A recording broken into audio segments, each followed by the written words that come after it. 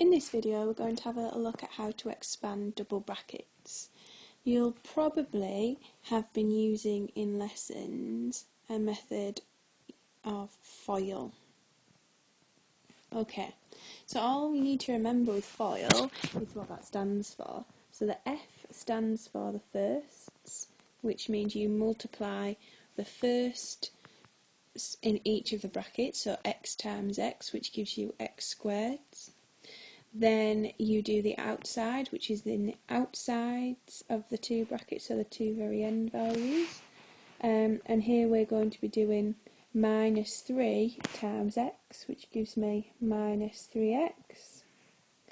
Then the insides, 4 times by x, which gives me 4x.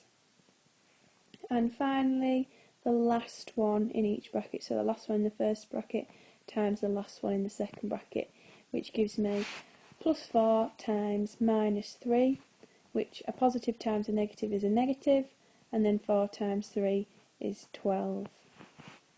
Once you've done that, you have to collect the like terms.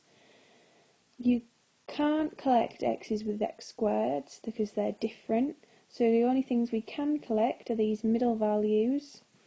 So the x squared remains the same. Minus 3x plus 4x must be, well, if it was minus 3 outside and it got 4 degrees hotter, that would be 1. So it's plus 1x minus 12, which of course we could just write as x squared plus x minus 12.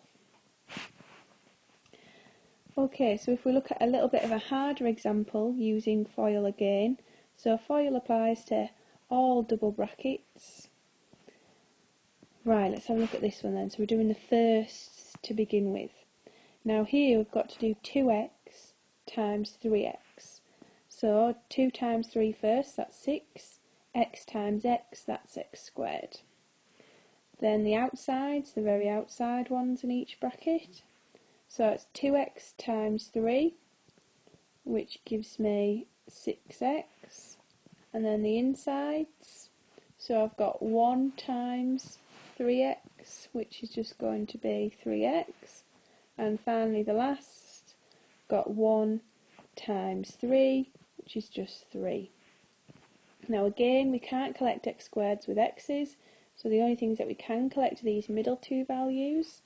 So we get 6x squared plus 9x plus 3. So we've got the 6x plus the 3x gives me 9x in total.